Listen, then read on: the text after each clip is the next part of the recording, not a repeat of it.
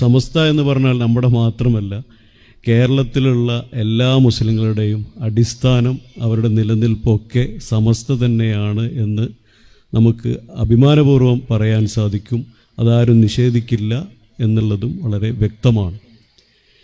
ഇപ്പോഴും മറ്റുള്ള സംഘടനകളിലെ ആളുകൾ സമസ്തയുടെ പണ്ഡിതന്മാർ അവരുടെ കാഴ്ചപ്പാടും അവരുടെ വീക്ഷണവും അവരുടെ പഠനവും ഒക്കെ ശ്രദ്ധിച്ചുകൊണ്ടും മനസ്സിലാക്കിക്കൊണ്ടും ഇരിക്കുകയും അതുപോലെ തന്നെ ഇപ്പം നടക്കുന്ന വിഷയത്തെക്കുറിച്ചൊക്കെ അവരും ചിന്തിക്കുന്നുണ്ട്.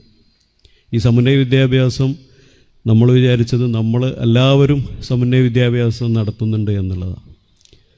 പക്ഷേ ഇപ്പം ഈ കാര്യങ്ങളൊക്കെ വന്നപ്പോഴാണ് അതിനെക്കുറിച്ച് അന്വേഷിച്ചപ്പോഴാണ് അറിയുന്നത് ഒട്ടുമിക്ക സംഘടനയിലും ഈ സമന്വയ വിദ്യാഭ്യാസം ഇല്ല എന്നുള്ളത്.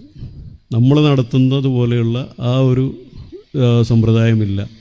ഈ ദറസ് തുടങ്ങിയിട്ടുള്ള കാര്യങ്ങളും ലാംഗ്വേജും ഒക്കെ പഠിപ്പിക്കുന്ന സ്ഥാപനങ്ങളാണ് നടത്തുന്നതെന്നാണ് മനസ്സിലാക്കിയത്. അപ്പോൾ അവർ ഇത് തുടങ്ങാത്തതിൻ്റെ കാരണം അവരിപ്പോഴും ഈ സമന്വയ വിദ്യാഭ്യാസം തുടങ്ങുന്നതിനെക്കുറിച്ച് പഠിച്ചുകൊണ്ടിരിക്കുകയാണ്. അപ്പോൾ തുടങ്ങിക്കഴിഞ്ഞാൽ അത് ദീനിനെ ബാധിക്കുകയോ ഇല്ലേ എന്നുള്ളത് അത് ഒരിപ്പോഴും പഠിച്ചുകൊണ്ടിരിക്കുന്നുള്ളൂ. നമ്മൾ തുടങ്ങിയിട്ട് വർഷങ്ങളായി. നമ്മളിപ്പോഴും അതിൻ്റെ രീതിയിൽ വളരെ നല്ല രീതിയിൽ മുന്നോട്ട് പോയിക്കൊണ്ടിരിക്കുന്നുണ്ട്. അപ്പോൾ ഇത്രയും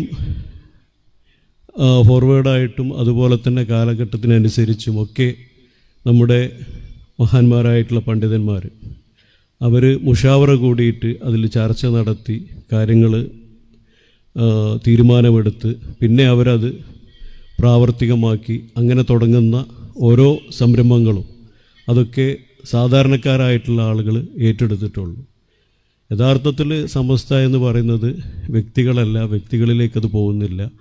സാധാരണക്കാരായിട്ടുള്ള ആളുകളുടെ അവരുടെ മനസ്സാണ്, അവരുടെ ഹൃദയമാണ് സമസ്ത എന്ന് അതിൽ പ്രതിബിംബമായിട്ട് വരുന്നത്.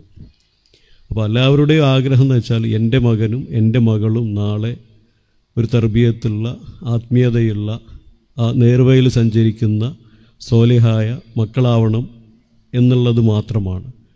അപ്പം അത് എവിടെ കുട്ടികളെ ചേർക്കണം, എവിടെ എങ്ങനെ എന്താക്കണം എന്നുള്ളത് തീരുമാനിക്കേണ്ടത് നമ്മുടെ മാതാപിതാക്കളാണ്. അതുകൊണ്ട് തന്നെയാണ് നമ്മുടെ മദ്രസയിലും നമ്മുടെ സ്ഥാപനങ്ങളിലൊക്കെ അവരുടെ മക്കളെ ഇപ്പോഴും കൊണ്ടാക്കാനും പഠിപ്പിക്കാനും താല്പര്യപ്പെടുന്നത്. അത് സാമ്പത്തികമായിട്ട് ബുദ്ധിമുട്ടുണ്ടെങ്കിലൊക്കെ അവർ എത്ര ദൂരമാണെങ്കിലും മദ്രസ സൗകര്യം ഇല്ലെങ്കിൽ അതിനനുസരിച്ച് മദ്രസയുള്ള ഭാഗത്ത് പോയിട്ട് വീടെടുക്കുക, അല്ലെങ്കിൽ അതിനുള്ള വാഹനങ്ങൾ ഏർപ്പാട് ചെയ്യുക, ഇങ്ങനെയൊക്കെയുള്ള കാര്യങ്ങൾ ചെയ്യാനും അതൊക്കെ അറിഞ്ഞുകൊണ്ട് മഹല്ല് കമ്മിറ്റികൾ അവിടെ മദ്രസ സൗകര്യങ്ങൾ ഉണ്ടാക്കുന്നുണ്ട്. ഇപ്പോൾ SNECയെ സംബന്ധിച്ചിടത്തോളം നമുക്കറിയാം. ഇപ്പോൾ SNEC കുറേ സ്ട്രീമുകൾ തുടങ്ങുകയും അപ്പോൾ ഇതൊക്കെയെന്ന് വെച്ചാൽ ഒരു സാഹചര്യം വന്നപ്പം പെട്ടെന്ന് വളരുന്നതല്ല. ജനങ്ങളുടെ ചിന്ത അതുപോലെ തന്നെ സമസ്തയുടെയും ചിന്തയൊക്കെ ഒരേ രീതിയിലാവുമ്പോഴാണ് അത് വിജയിക്കുന്നത്.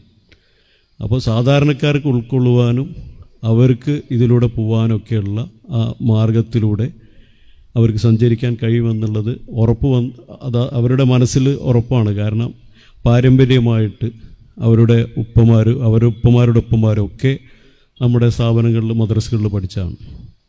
അവരൊന്നും വഴിതെറ്റിയിട്ടില്ല. അതുപോലെ തന്നെ സമസ്തയുടെ ഒരു സ്ഥാപനത്തിൽ ആക്കിയിട്ടും ആർക്കൊന്നും പറ്റിയിട്ടില്ല. അപ്പം നമ്മുടെ മക്കളെയും മക്കളെയൊക്കെ സമസ്തയിലൂടെ മുന്നോട്ട് കൊണ്ടുപോകണം എന്നുള്ളതാണ്.